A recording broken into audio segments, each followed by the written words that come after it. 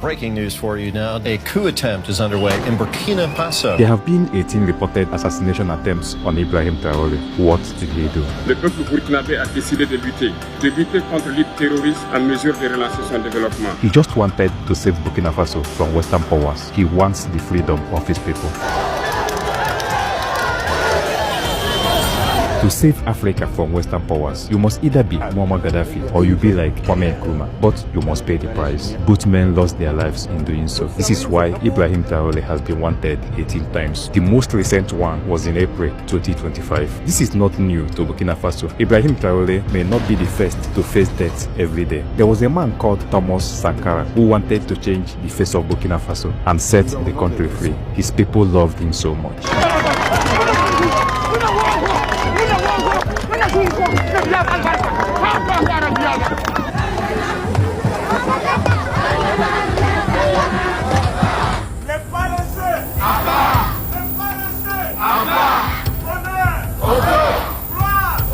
He couldn't live to make it possible, although he was the one who changed the name of Burkina Faso from Upper Volta to Burkina Faso and started the transformation. Par contre, Burkina Faso est un nom puisé dans le terroir même, qui a une signification dans notre langue. Qui veut dire patrie des hommes honnêtes. They used his closest friend to take him out. They later rewarded his friend and made him the president after he helped them to take out Sankara. A final goodbye to Thomas Sankara and 12 of his companions who are being laid to rest at a memorial in Ouagadougou. A court last year convicted several military commanders and Sankara's closest friend, former President Blaise Compaoré, for their role in the assassination. Just like the way they took Thomas Sankara out with his closest friend, they want to do so to Ibrahim Traore, this time with his soldiers. But before we get there, let us look at how Ibrahim Traore came to power, the challenges he has faced so far, his achievements, his mistakes. All these will help us to understand why they don't like Ibrahim Traore. This video will also discuss how China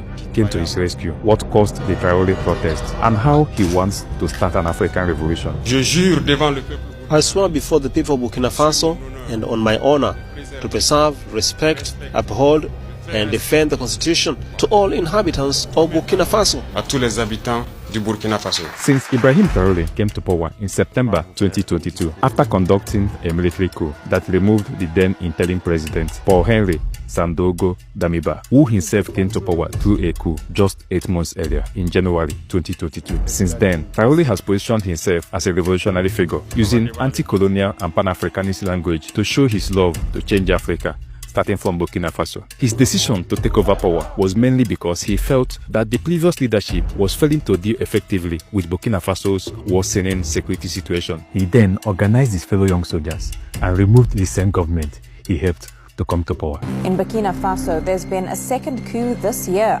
A faction of the army has overthrown the previous coup leader turned president Paul-Henri Damiba. Captain Ibrahim Traore has been announced as the new leader of the West African nation. Ibrahim Traore has been on a strong mission to set his country free from any Western influence. He has done this by nationalizing his country's wealth and expelling French soldiers from Burkina Faso, stating that his government wished to tackle the security problem independently without the help of France. And the first thing was to ask them to leave our army. They left. And what I told you not long ago, you cannot hope to find your lost object by calling on the one who stole it to come and help you find it. Since he announced the French soldiers to leave Burkina Faso, he instead went closer to Russia. He had made Putin his closest and most powerful friend. Camarade Président Vladimir Putin.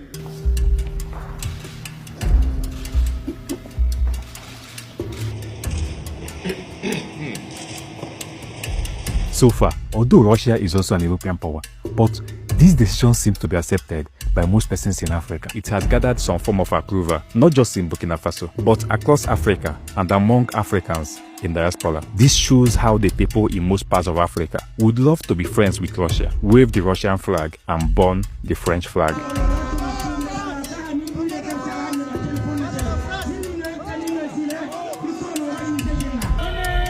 Russia will help us because of the bloodshed and suffering of our military, because of some politicians who only offer bad governance.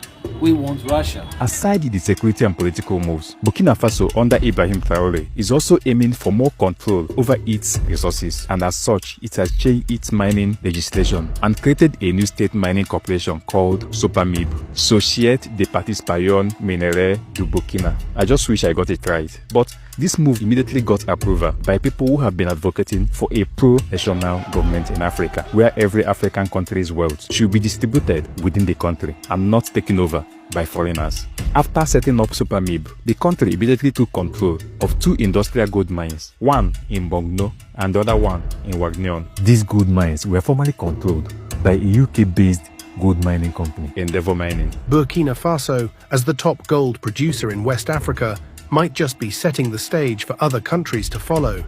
It could really change how the gold mining industry operates in the region. But in a twist of events, in April 2025, Ibrahim Traore and the Burkina Faso government decided to grant an industrial mining license to a Russian company called North Gold. This was the same government that took away such opportunity from a UK company. The difference here is that this deal with the Russian company was done under Burkina Faso's new mining regulation, and it is projected to contribute about $89 million to the Burkina Faso state budget over a period of about 4 years. Earlier in April, Burkina Faso noted that it aims to gain more control over foreign-owned industrial mines and by extension, a larger share of revenue from its natural resources. This is what most African countries are hoping for. Les questions que mes générations se posent sont les suivantes, si je peux me résumer, c'est de ne pas comprendre comment l'Afrique, avec tant de richesses sur notre sol, avec une nature généreuse, l'Afrique est aujourd'hui le continent le plus pauvre. L'Afrique est un continent affamé. Of course, Africa is a hungry continent with so much wealth, but the people do not gain from the wealth. Take for example this gold mine in Burkina Faso. In the village of Nobsine, hundreds of diggers search for gold, a crucial source of income to the impoverished West African country. But behind the glitter of precious metal lies a sad reality, that the majority of the miners are children. An estimated 20,000 children work in Burkina Faso's gold mines. I want to go to school, but I can't afford to ride the bus. It's too far from here to town on foot. Karim Sawadogo was once a goat herder at his home in the north and came to this mine in the southwest with his uncle. Barefoot, he cooks, fetches water, and climbs down in the mines. He thinks he's 9 years old, but isn't sure. These kids, as little as they are digging for gold, and when they are done getting the gold, they will sell it cheaply to the European gold companies in Burkina Faso, just to have something to eat. These companies polish the gold and sell it for more money on the global gold market. What if these gold-producing African countries have their own gold companies? These are the questions Ibrahim Traore is asking. Sometimes, why these kids dig out this gold, the unexpected happens. In southwestern Burkina Faso, the blast left nothing but devastation. The victims had no chance to escape. What used to be an artisanal gold site, there, a dynamite stockpile explosion killed at least 59 on Monday. You see, Burkina Faso has been in need of help. Aside from the issue of poverty, the country has been in a deadly conflict with the Islamist militants since 2015, and as a result, the country has called for international assistance to combat the issue. But instead of seeking for military assistance from the world powers we already know, Ibrahim Traore shifted his attention and ignored the USA. He went to China to get military support. According to some reports, China delivered at least 100 armored vehicles to Burkina Faso, including 50 Norinca CSVP-14, 30 Norinca VN-22 6x6 wheeled armored fighting vehicles, and 10 Norinca CNVN-9 6x6 armored personnel carriers. Other vehicles received are 90 Chaman H3000 6x4 trucks and tankers, and 45 Chaman H3000 6x4 tractors. The Norinca CSVP-14 is a perfect fit for fighting insurgency because it can withstand a 10 kg anti-tank mine under any wheel and can resist 7.62 by 51 mm gunfire from up to 30 meters, and it has a total combat weight of 9 tons. These vehicles have made the Burkina Faso forces a much more modern military to fight the insurgency. Considering that the people of Burkina Faso welcomed the idea of a Russian partnership, they didn't find it hard to appreciate the Chinese support. Merci beaucoup camarades et bonjour à tous.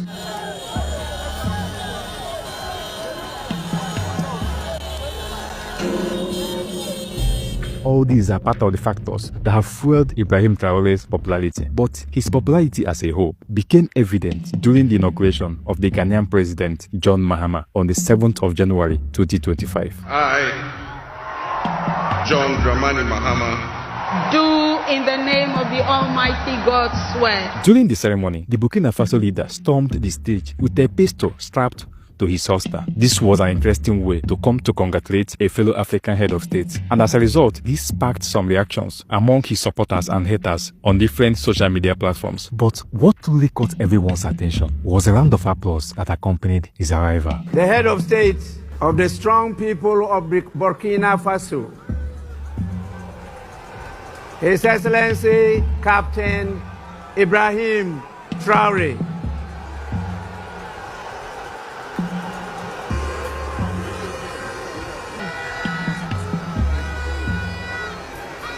On that day, many social media users who never knew much about him were introduced to this revolutionary leader who had organically gained the love of many Africans. Since then, it has been an acceptable expression on social media that Ibrahim Traore is one of the most pro-African head of state in the modern era. A popular Nigerian journalist, David Hundeyin, even had this to say: Ibrahim Traore himself doesn't know how important he has become to this continent. I have been alive nearly 35 years and I've never seen one person to unite Anglophones, Francophones, and Lusophones in approval.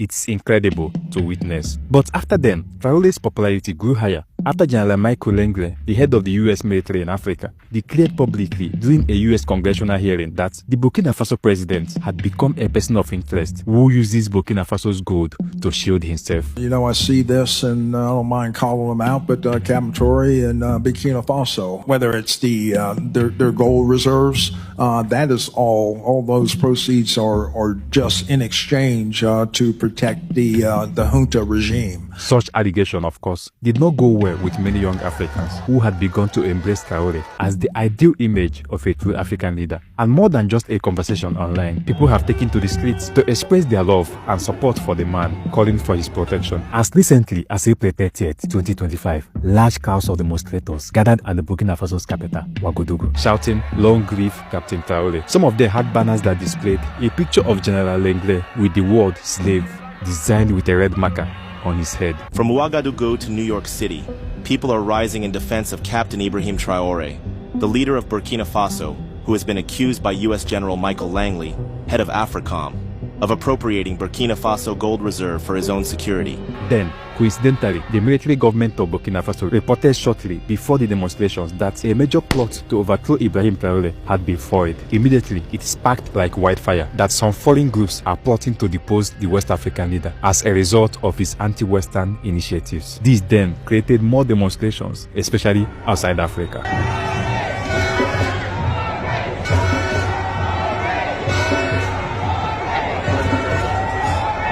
My 20s have been a Pan-Africanist, and now 55, so more than 30 years I've been looking for a leader like this. Traore is what we all of us here have been waiting for.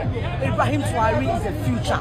He is what Africa needs. We've been waiting for him, we need him, and we'll protect him. Captain Ibrahim Traore is no longer just the leader of a West African nation. For some, he has become a symbol of resistance, independence, and Pan-African pride. In almost every phase of the economy, he had tried to do something different. He has built a tomato plant for Burkina Faso farmers, where they can sell their tomato farm produce for processing. The first cans of tomato concentrate made in Burkina from the tomato processing plant in Bobo Dioulasso, Burkina's second largest city.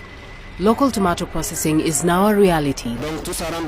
This is part of the industrialization process. We can only be proud of our approach, which is understood by the people. He named it Societe Faso Tomatec, Sofato. The plant has the capacity of processing 5 tons of tomatoes per hour to produce various tomato-based products. The aim of this investment is to increase the country's domestic production capacity and to reduce dependency on imports. All these security enforcements, political decisions, economic developments are geared towards changing Burkina Faso for good. But if Burkina Faso develops and controls her resources, how will the greedy superpowers get cheap good that will power their development? They want Africa to be poor. That is why Ibrahim Traore is wanted, dead or removed. So whether Ibrahim Traore is remembered as a liberator or a controversial figure will depend on how the pages of history unfolds. But one thing is certain: his actions as presently constructed, have sparked continental awareness and raised the need for Africa's liberation, and it has created a movement.